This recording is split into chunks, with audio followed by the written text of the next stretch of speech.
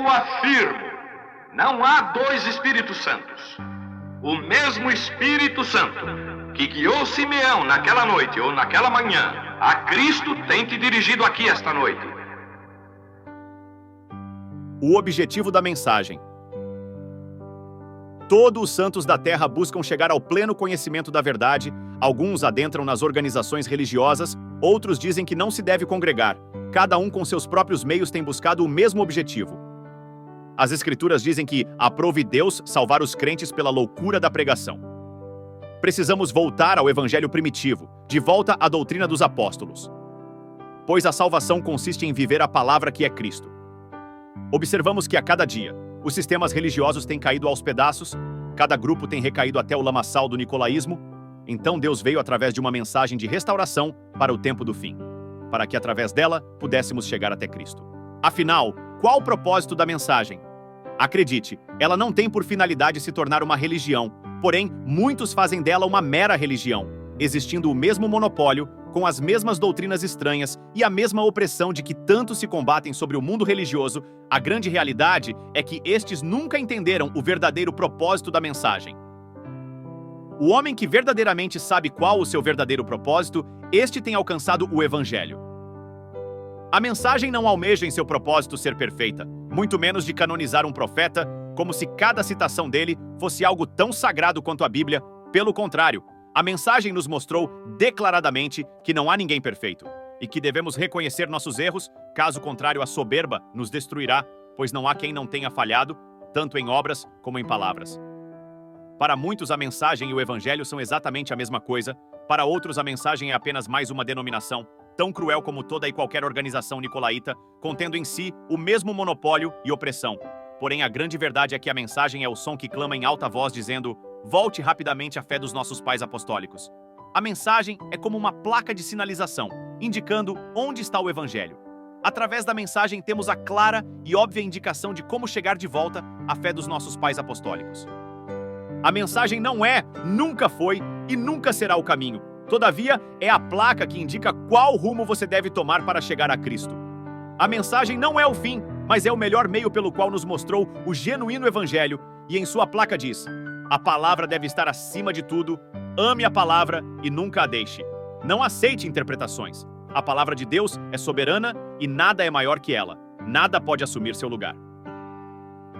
Todos os que buscam seguir a Cristo querem chegar ao pleno conhecimento da verdade. O mundo religioso tem a mesma opção que você teve, eles têm o mesmo direito e podem tomar a mesma posição. Eles podem escolher ficar do lado da palavra. Porém, a diferença é que no caminho religioso nicolaíta, não há uma placa que possa sinalizar claramente aonde devam ir. Não há uma indicação bem legível apontando para o caminho correto aonde possam ir, pois a placa religiosa nicolaíta é de duplo sentido, mostrando erroneamente que o mundo e a fé andam de mãos dadas e não importa o lado que escolher, santidade ou vaidade. Independente do caminho que escolha, você chegará no mesmo lugar. Todavia, fazendo isso, você estará à mercê de uma decisão que mudará para sempre o destino de sua vida. Céu e inferno não se alcançam andando na mesma estrada. Cuidado! Tipologicamente falando, a mensagem é apenas uma placa de sinalização. Conforme essa ilustração, suas letras são bem legíveis, porém sua escrita não é perfeita, ou seja, o objetivo é perfeito, mas a forma que ela se apresentou a nós não. Não olhe para a escrita, mas entenda seu propósito, e fazendo isso ela te sinalizará até Cristo, cumprindo o seu propósito. Observe, a mensagem não é perfeita. Nela você também encontrará erros, assim como os ensinos de todos os homens da face da terra, pois não há aquele que seja perfeito. Homens como Martinho Lutero, John Wesley, Irineu, John Hus, Girolamo Savonarola, John Owen, Richard Baxter, Jonathan Edwards, Charles Finney, Charles Spurgeon, todos foram homens de Deus, que alcançaram uma luz da palavra, porém não foram perfeitos nos seus dias, mas foram perfeitos no seu propósito. Não canonize homens, e você também alcançará seu propósito. Pois assim como todos os pregadores e profetas foram falhos em algum momento, seus propósitos continuaram perfeitos, o propósito permanece firme, a mensagem tem por propósito fazer a igreja voltar a crer na soberania da palavra de Deus. Seu verdadeiro propósito é nos apontar para Cristo em sua palavra, nos apontando à direção de Cristo, reconhecendo a perfeita palavra de Deus, onde nada deve assumir seu lugar, nenhum pensamento, nenhuma interpretação. Sansão não foi um homem perfeito, mas cumpriu seu propósito perfeitamente. Gideão não foi perfeito, mas cumpriu seu propósito. A mesma coisa vemos ao olhar para essa placa de sinalização. Ela pode não ser perfeita, mas ela indica perfeitamente o caminho correto. Porém, cuidado ao seguir em frente, pois o grande perigo não está em ler a placa. O perigo se encontra na estrada que nos conduz até Cristo. Nessa caminhada encontraremos muitos perigos, e os mais perigosos são os mais sutis. Entre todos os riscos estão os mercantes da sabedoria. Estes, em meio às suas muitas mercadorias, vendem o manual prático Parágrafos do Profeta, a enciclopédia da doutrina revelada e a carteirinha Sou um Eleito.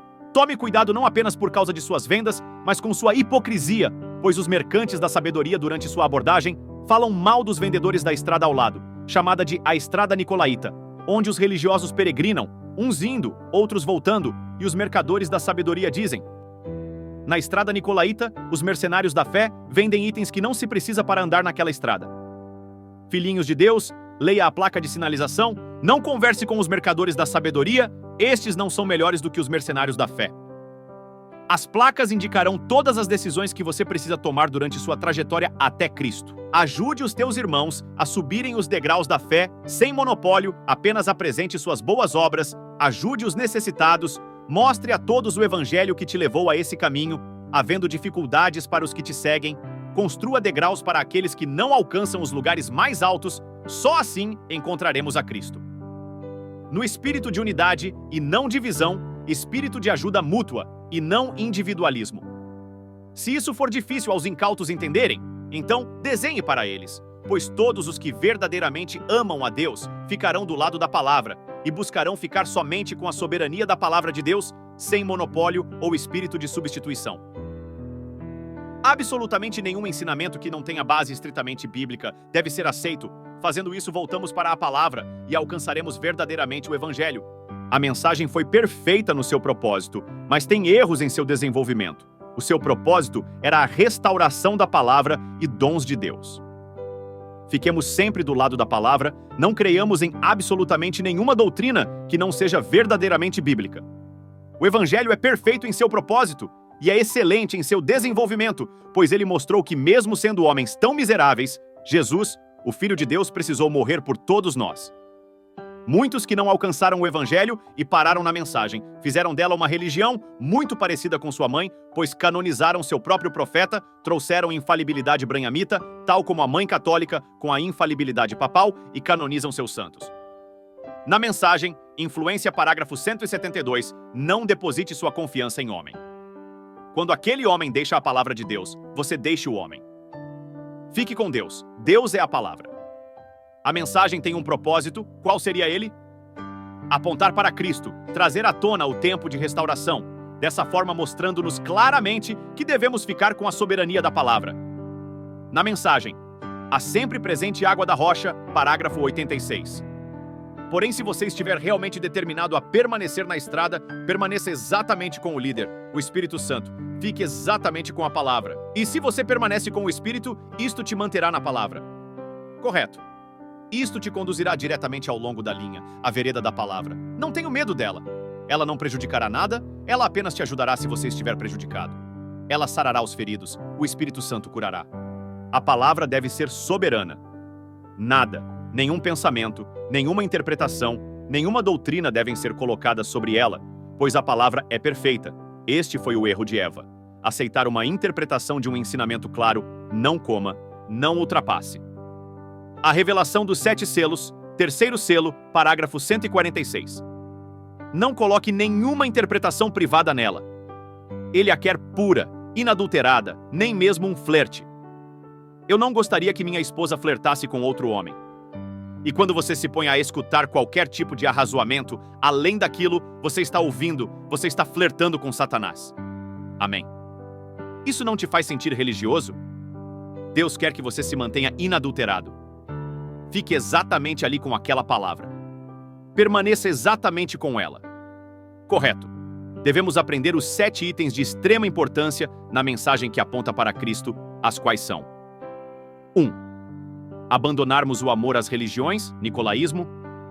2. Voltar ao padrão das doutrinas apostólicas. 3. Exercitar a fé. 4. Exercitar o amor fraternal. 5. Prudência. 6. Suscitar os dons espirituais. 7. A soberania da palavra, somente ela é suficiente. Fiquemos apenas com a palavra de Deus, nunca canonize homens, transformando-os em deuses da revelação bíblica, pois fazendo isso, todos acabarão mais uma vez substituindo a palavra pelo pensamento do homem. Se a mensagem de Irineu fosse perfeita, então necessariamente ele teria que ter pregado tudo o que Paulo, Martinho, Columba, Lutero, Wesley, Branham pregou. Da mesma forma, se a mensagem de Lutero fosse perfeita, sua mensagem deveria ser a mesma que os outros pregadores pregaram, e assim sucessivamente. Porém, a realidade é, e deve ser contrária a isso, pois nenhum homem é perfeito e infalível. Exatamente por isso que, historicamente falando, cada homem tinha sua fé particular dentro do seu período, uma luz a qual veio a ele.